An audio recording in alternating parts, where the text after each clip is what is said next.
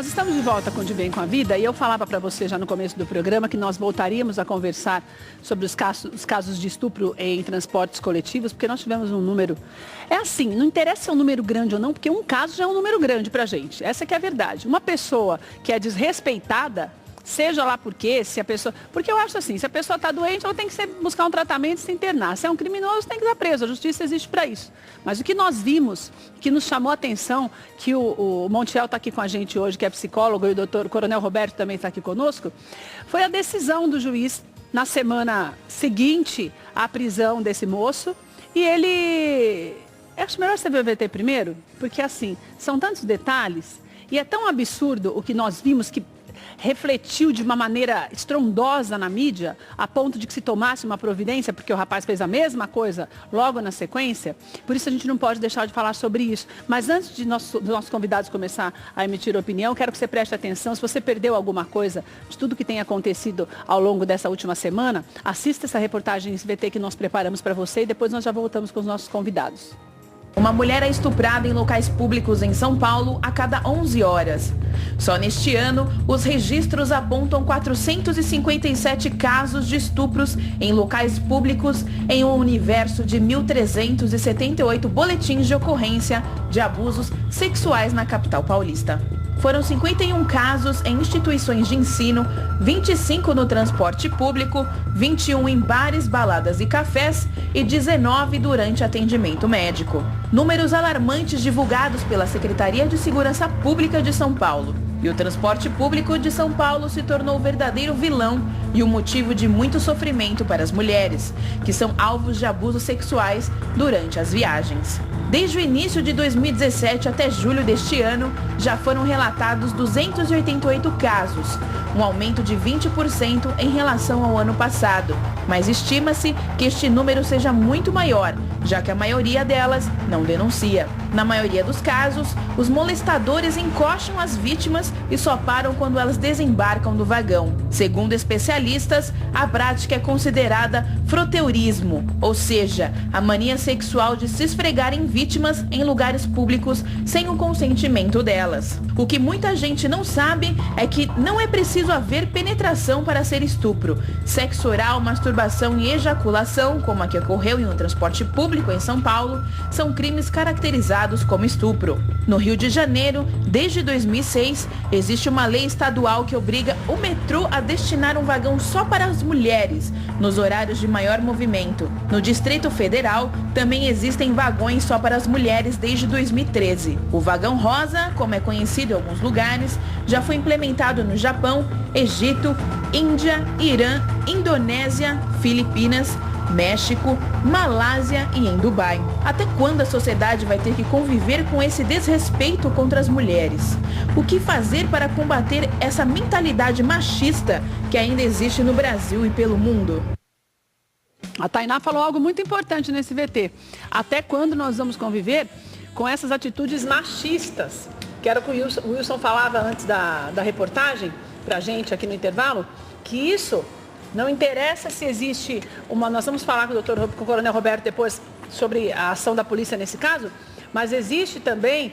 É preciso entender que existem alguns transtornos de comportamento. Wilson, boa tarde. Mas isso não justifica uma pessoa dessa solta e fazendo o que já fez, com passagens, mais de 17 passagens pela polícia. A condenação de ontem não tem nada a ver com esses atos dessas últimas semanas. Quer dizer, a gente tinha um louco na rua, como muitos outros que ainda estão por aí, né, Wilson? Boa tarde. Boa tarde. Creio que sim, apesar de querer considerar, antes de entrar na parte mais importante do assunto, que tem a ver com uma parte mais de jurisprudência, que o Roberto vai abordar com mais precisão, Nós vivemos numa sociedade machista, numa sociedade latina, patriarcal, né? A mulher está passando por uma transformação. No fundo, todo mundo diz que não é, mas é machista. Mesmo que a gente negue que seja, ainda é. Tá. E assim, essa questão do assédio ou do constrangimento pode acontecer culturalmente. Tanto que o parecer do promotor, né, ao liberar esse criminoso, me parece bastante machista. Eu não estou criticando ninguém, só me parece machista. E eu acho que a gente pode incorrer nesse erro de maneira até inconsciente.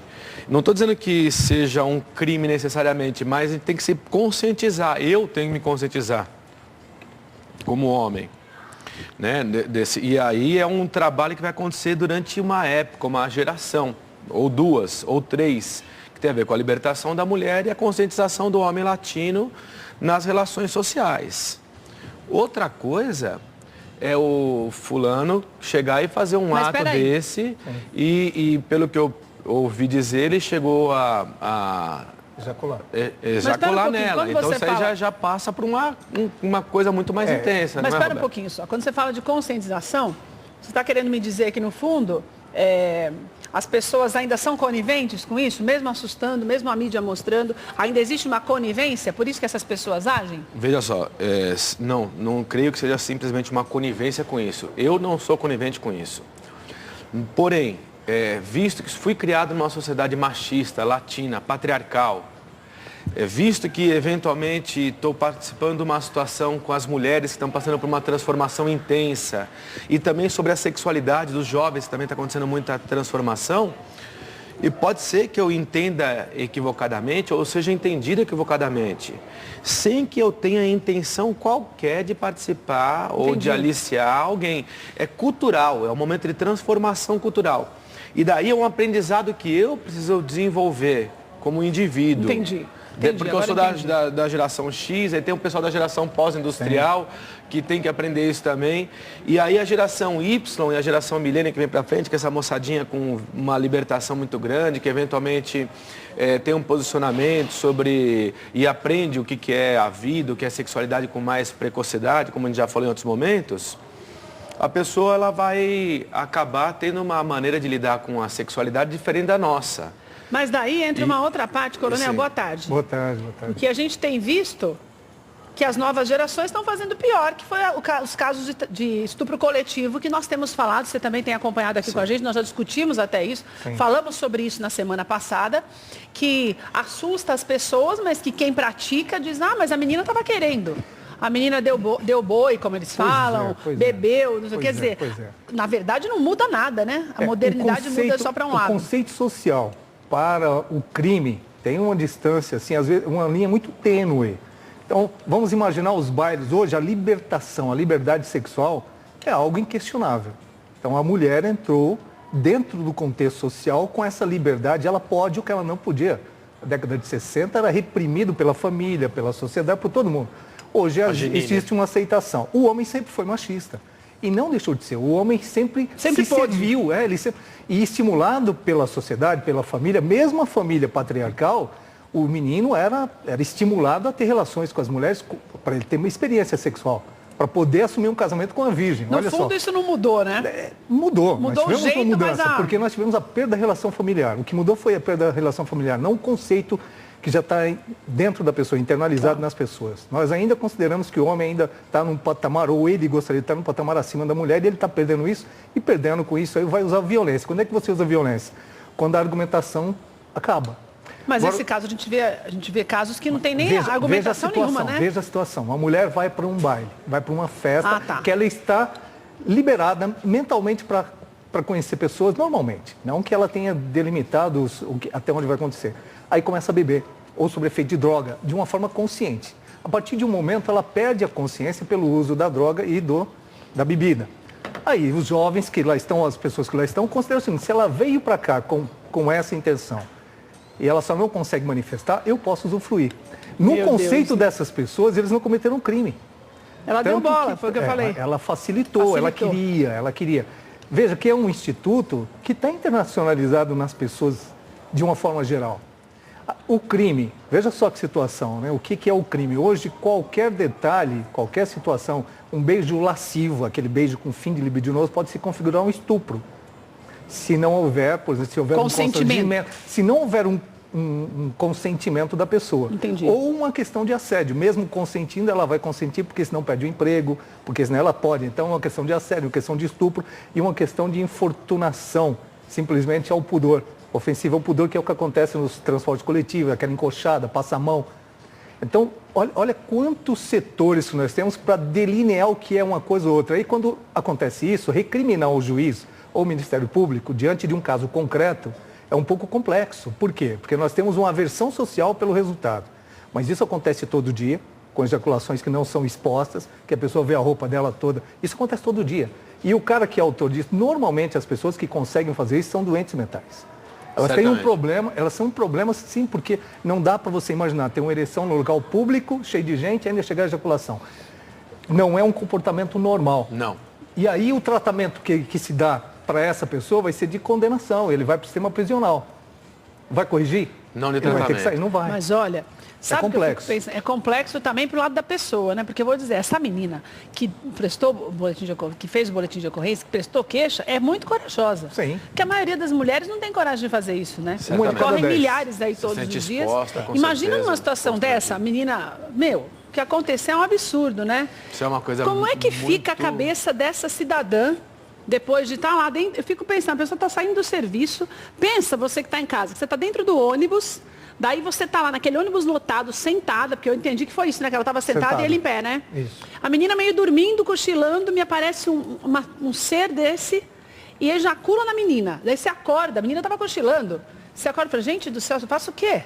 Entendeu? Então, acho até que ela foi bem corajosa. Aliás, todas nós deveríamos ser, mas foi muito corajosa de tomar uma atitude. Mas isso deve ficar na cabeça dessa menina há muito tempo, né, Wilson? Bom, certamente, qualquer mulher que se sinta constrangida deve buscar seus direitos no sentido de ter sua individualidade, seu bem-estar preservado, né?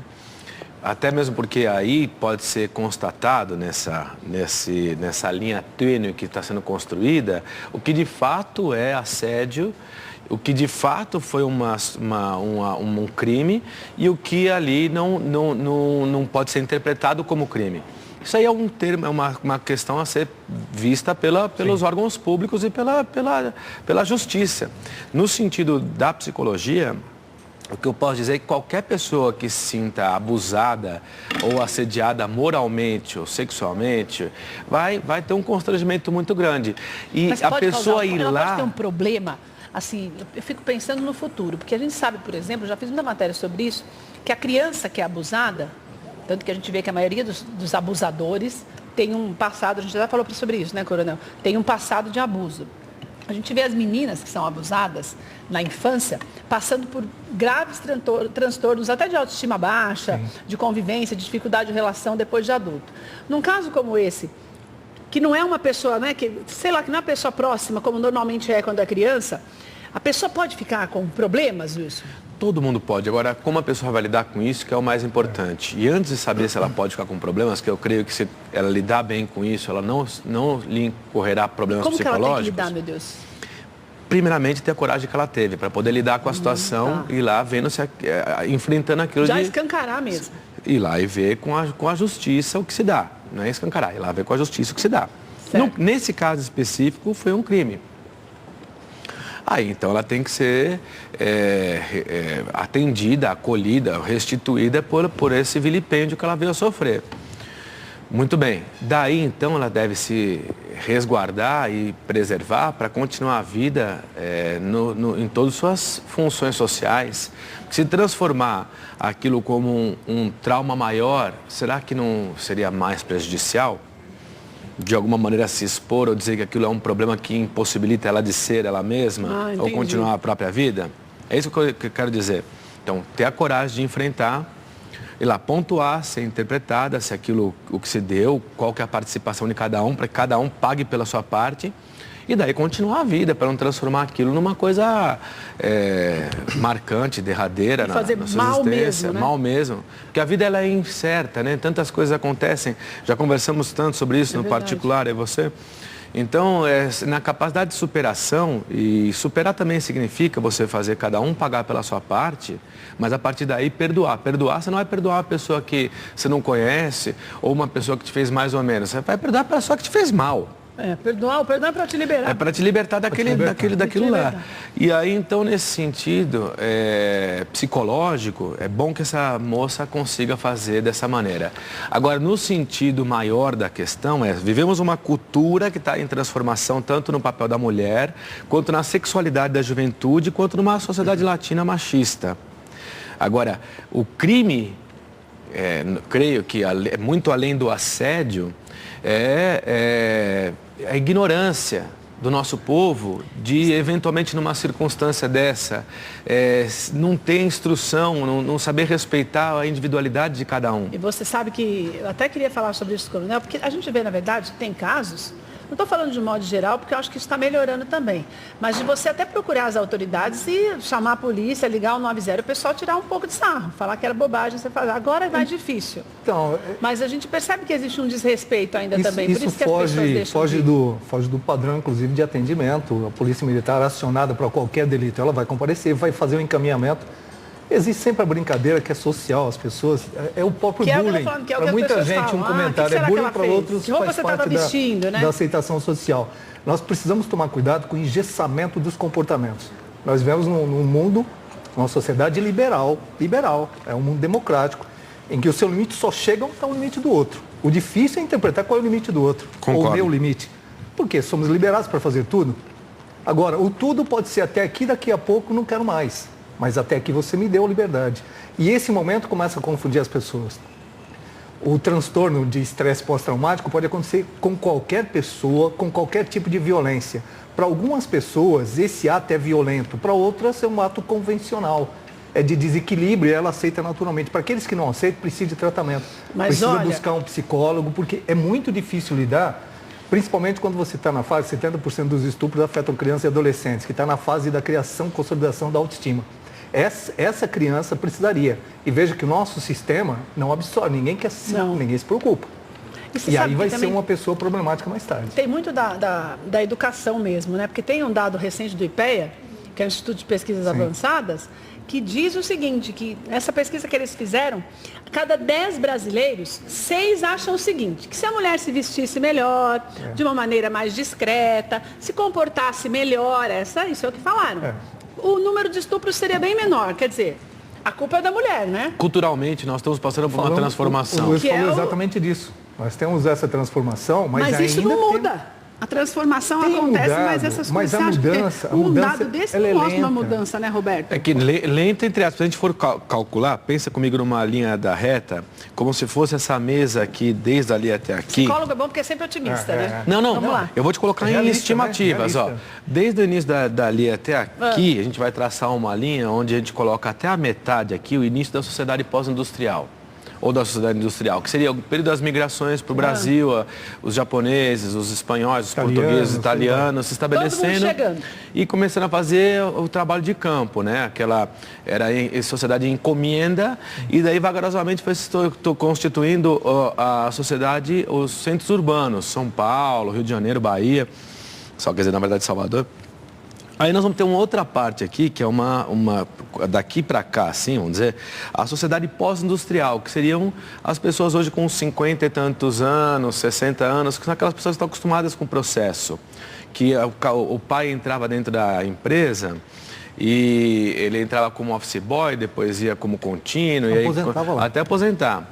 Aí nós vamos ter uma transformação que vai acontecendo gradativa dali para cá, para 2017, onde cada vez mais rápido vão se rompendo paradigmas sobre monogamia, sobre primeiro paradigma a ser rompido. Se eu me separar, quer dizer que eu vou criar um pária, que é o paradigma da sociedade pós-industrial? Não. Criar o quê? Uma pessoa incompetente? Ah, tá. Boa. Não, quer dizer, eu tenho que continuar casado. E a sociedade da sociedade industrial para a sociedade pós-industrial? Eu posso casar por amor, sim. Eu não preciso casar por obrigação. Daí vem a seguinte sociedade, que é dos nossos avós, dos nossos pais. Eu posso me separar sim, que eu não vou criar um pária, uma pessoa negativa. E já nessa Aí vem a nossa geração, e começa o seguinte, ó. Peraí, tem essas questões o homossexual, o que é? A gente estava conversando sobre isso, né?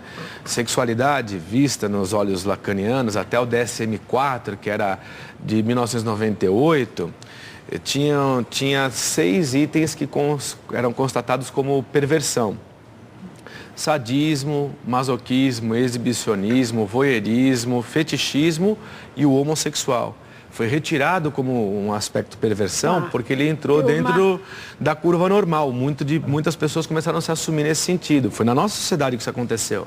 E na nossa está acontecendo na sociedade seguinte, na sociedade seguinte, que é esse que é o grande negócio, que é a geração Y para a geração milênio e a ver, aquela concepção de sexualidade mais flexível, chamada escala Kingsley, onde você tem não só o hétero, o bi e o homo, você tem uns níveis intermediários, dobrou ainda mais. A sexualidade hoje é vista entre os jovens, muito precoce, como a gente já conversou aqui, de maneira libertária. Sim. Daí então, nós estamos vivendo um conflito e nesse momento, e daí eu vou só amarrar com sua colocação, que foi, nós estamos mudando ou não estamos? Estamos. Só que a gente tem que acompanhar a velocidade da mudança, que já está rápida o suficiente. Se for avaliar 10 anos atrás, como se encontrava a sociedade, houve muita mudança. Agora, estamos preparados para o que vai acontecer em relação à sexualidade daqui a 10 anos? Né? Eu estava vendo que vai ser uma matéria agora sobre uma pastora que é transexual. Ela é pastora e é transexual. Essa mudança, ela vindo, existirá? Essa mudança, focando naquilo, porque eu quero saber do negócio do estupro. O que essa mudança ajuda a fazer com que as pessoas tenham uma consciência maior de respeito ao próximo? Aí que nós voltamos à questão que estava falando o Roberto, né, Roberto? O que você acha, O que acontece, assim, qualquer transformação, ele exige uma mudança comportamental, não é justiça, não é trabalhar consequência. O psicólogo trabalha consequência, o juiz trabalha consequência, a polícia trabalha consequência. Qual é a origem de tudo? Voltamos a falar do problema. A célula máter de toda sociedade é a família. Você rompe a estrutura familiar. Aonde é que você busca referências? Onde é que você busca? Eu fico meio desesperada quando você fala isso, porque a impressão que eu tenho é que vai piorar, porque parece que as pessoas cada vez mais estão... Piorar e melhorar é um negócio que tem que ser refletido. A história é cíclica, e isso já aconteceu em outras sociedades. Em outras épocas. Outras sociedades, egípcia, romana, todas já aconteceram isso, até chegar um momento que precisa retomar. É a própria sociedade que retoma. Só que nós vivemos essa transição. Nós estamos dentro desse processo. Quando você fala piorar, me parece estar dizendo o seguinte, que haverá mais estupros ou qualquer outro tipo de vilipêndio. Não vai ficar desse jeito, com tudo evoluindo, isso é pior, na minha opinião. As coisas nós temos que encontrar uma relação entre... Os comportamentos continuam os mesmos, veja que tem muitas mulheres hoje que acham que a virgindade é importante. Veja que é uma retomada espontânea. Tá, entendi. Não é cultura, é espontâneo. Já tem meninas que pensam, não, a minha... O negócio começa a pegar fogo, tanto que daí a própria sociedade apaga. E é só a sociedade que consegue reformatar. Exatamente. Eu queria só elucidar o seguinte. Concluir mesmo que a gente já está... Concluindo, entre o certo e o errado, a gente tem que avaliar o que está a favor da vida e o que não está a favor da vida. Porque muitas vezes a pessoa ser transexual, ser homossexual ou ter uma sexualidade diferente daquela que é esperada, não significa a pessoa ser... Mas não respeitar o outro, estuprar, significa. Não respeitar o outro significa. Então, a gente tem que encontrar na sociedade a relação, como estava bem falando o Roberto, de comportamento e atitude adequada. Não é um comportamento necessariamente conservadorista, que eu não sei se vai acontecer. É manter o respeito, a intimidade, a reciprocidade, o bem-querer e saber lidar com essas mudanças sociais sobre gênero sexual, sobre comportamento da mulher. E a denúncia ajuda. É fundamental. A subnotificação é um grande problema que nós temos, porque esses números são estarrecedores, mas são infinitamente menores da realidade. A realidade é muito maior. A grande violência está dentro de casa. Quando nós conversamos de cada 7 delitos dessa natureza, 7 acontecem com familiares, amigos, conhecidos. Então não é a sociedade. Veja que nós estamos reprimindo a sociedade. E onde é que está o grande problema? O eixo de tudo. Se 7 a cada 10, continua sendo dentro de casa o grande problema. Verdade. Ou da própria agressão, ou da falta de você ter um controle daquela geração que precisa de orientação. Nós estamos num mundo sem limites. Você não limita nada, você dá tudo, propicia tudo, depois quer cobrar alguma coisa. Olha só que negócio refratário. Dá e agora quer cobrar? Não tem mais. Então tem que retomar, tem que revalorar esses comportamentos. A família, a escola, como houve em padrão, sem ter que engessar. Dá para manter a liberdade, dá para manter um conceito moderno, respeitando, mas conhecendo os limites. Verdade, Wilson, obrigada. E assim, a gente tem história para, infelizmente, Nossa, são assuntos tão para a gente tentar pelo menos buscar um caminho. Mas eles falaram algo que me chamou muita atenção, que eu queria dividir com você. Esses limites, esse respeito, essas mudanças, elas começam em cada um de nós. Não é só naquilo que você transmite para o teu filho, mas naquilo que você faz no teu dia a dia. Porque você consegue estabelecer regras que delimitam até onde você pode ir e aonde começa o direito. Você tem que parar para começar o direito do próximo. Nós precisamos aprender a respeitar mais as pessoas. Porque quando você aprende a se respeitar, você aprende a respeitar melhor os outros, o limite de cada um, aquilo que a pessoa concorda ou não. O fato da pessoa vestir uma saia curta não significa que ela quer ser parada na rua. Não estou nem dizendo do estupro necessariamente dito. E tem uma outra coisa. As coisas do Senhor, que são aquilo que são regras mesmo de boa convivência, porque tudo que é bom, perfeito e agradável vem de Deus. Mesmo que você não acredite diretamente em Deus, que você atribua isso a uma força natural, essa força, ela existe e ela foi criada e o Senhor criou para que nós fôssemos felizes. Então, tudo aquilo que é perfeito, que é agradável, vem do Senhor. O que é perfeito e agradável? É quando você tem a felicidade baseada naquilo que a pessoa também fica feliz. Porque nós vivemos uma sociedade. Quando as nossas atitudes atrapalham as pessoas todas ao nosso redor, significa que nós estamos errados. Às vezes você busca a saída, imaginando que a outra pessoa tem que ter uma atitude diferente, quando essa atitude começa de você. Eu não estou falando para você usar roupa mais comprida, eu estou dizendo para quando você for abordada, você denunciar. Quando você for abordado, porque os homens também o são, para que também denuncie. E mais do que isso, para que nós tenhamos a consciência de que o errado sempre vai ser errado. Não é porque todo mundo está fazendo errado, porque todo mundo resolveu agora que pode entrar no ônibus e fazer o que quiser, ou seja onde for, ou mesmo no estabelecimento, numa escola, como nós vimos, não significa que está certo. Aquilo que é certo sempre vai ser certo. E sabe o que é certo? É você agir de forma que a tua ação não atrapalhe os outros, não prejudique os outros, não faça com que os outros tenham tristeza, dor, mágoa. Porque nós estamos acostumados a olhar o nosso próprio umbigo, porque o ser humano é egoísta. Então abra os teus olhos para ver quem está ao teu redor. Tem gente que precisa de mais ajuda que você, porque tem tanta gente desequilibrada, que nos desequilibra, não se desequilibre e não comece a concordar com tudo que está errado, só para ficar mais fácil a vida, porque a vida não é fácil.